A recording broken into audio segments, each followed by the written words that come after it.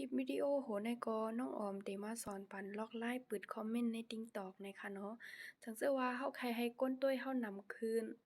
แล้วก็ใครมีก้นกดไล่ในค่ะเนาะเฮาก็ต้องเปิดความคิดเห็นมันไว้ในค่ะเนาะหนังฮือกูก็ติไลเข้าความคิดเห็นอันดังสุดเฮาก็เข้าก่อนใน TikTok เนาะเข้ามาใน TikTok แล้วก็มาดีหน้าโปรไฟล์ของเฮาเนาะอ๋อค่ะบ่มาดานแนวไหนก็เฮาก็กว่าเลือกคลิปวิดีโอค่ะเนาะ อันในเดย์เป็นตอนที่1ค่ะนะเฮาก็เข้ามาที่วิดีโอของเฮาเนาะย่อก็มาที่จุด3จุดตั้งใต้นี่ค่ะนะมาที่จุด3จุดแล้วเดินหาการตั้งค่าความเป็นส่วนตัวค่ะเนาะที่เป็นกุญแจนี่นะที่เป็นกักซ้อเนี่ยเฮากดเข้ากับดีในนี่ค่ะเนาะเฮาก็มาเปิดไว้หนังบัด2นี่ค่ะเนาะสังว่าของไผปิกไว้นี่ก็เฮาก็มาเปิดไว้นี่ค่ะเนาะ กูคลิปของเฮาอะดีอันความคิดเห็นเนี่ยมันต้องเปิดในค่ะเนาะสังว่าใครให้เปิ้นเข้าความคิดเห็นไรเนี่ยค่ะเนาะเฮาต้องเปิดไว้เป็นสีเขียวจังได๋ค่ะตั้งเหนือในห้ำที่หนังบัดหนึ่งเนี่ยนะใครสามารถดูวิดีโอนี้ได้บ้างเนี่ยค่ะเนาะที่ในเฮาก็ต้องใส่เป็นทุกคนเนี่ยค่ะเนาะในนะมันได้มี3เมลนะมันได้มีเพิ่นแล้วก็เฉพาะฉันเนาะแล้วก็ทุกคนเนี่ยเนาะ สมมุติว่าเฮาแค่เปิ้นหันคลิปวิดีโอเฮานำนี่ก็ตั้งที่เป็นเพิ่นเฮาและเป็นเพิ่นนี่ก็เฮาก็ใส่ที่ทุกคนนี่เนาะปัด2เฮาก็ขึ้นออกกว่าดีหน้าโพรไฟล์เฮาเนาะให้เฮาก็กว่าที่030นี่ค่ะเนาะกดเข้ามาค่ะแล้วก็มาที่คำการตั้งค่าความเป็นส่วนตัวแทงเนาะค่ะก็ไม่ได้มาในเนาะแล้วก็เข้ากับที่ความเป็นส่วนตัว เราก็มาเลือนหาความคิดเห็นนี่เนาะ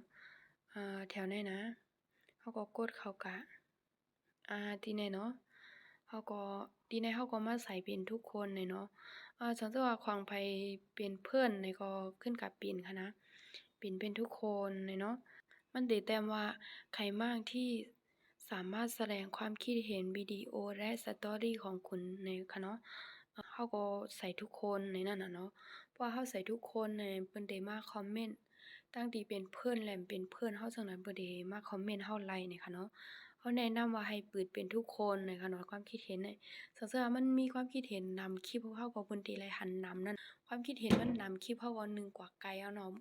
ตั้งเป็นเพิ่นเป็นเพิ่นเพิ่นก็สิไลหันเราในนั้นน่ะคนติดตามมันก็สินำขึ้นก็ต้องลงคลิปบ่อยๆค่ะนะอันที่หลีได้ลง1วัน3ปอก แต่ว่าเราก็เฮ็ดไร่ก่อนนะลง1วัน3ปอกแล้วเราก็รู้เหตุการณ์ก่อนเนาะบางวันหนึ่งวิดีโอไว้ก็บ่เคยทันลงอะจั่งซี้ว่าไผที่ใครติดตามยูทูบน้องออมนี่ค่ะเนาะใครเข้าปันแห้งนี่ก็สามารถกดมาหน้าโพรไฟล์แล้วก็ไปที่ช่องยูทูบนี่ค่ะเนาะมาที่ไหนมันก็สิเข้าถึง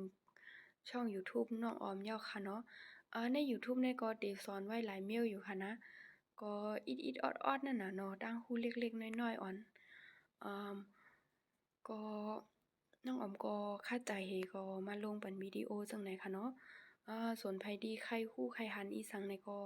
สามารถคอมเมนต์ไว้ไลค่ะนะส่วนไผที่บ่เย้าฮู้เย้านี่ก็อำระวังกันค่ะเนาะอันนี้ก็เป็นต่างหูเล็กๆน้อยๆของเฮานี่ค่ะเนาะที่ใครมาแนะนำปันก็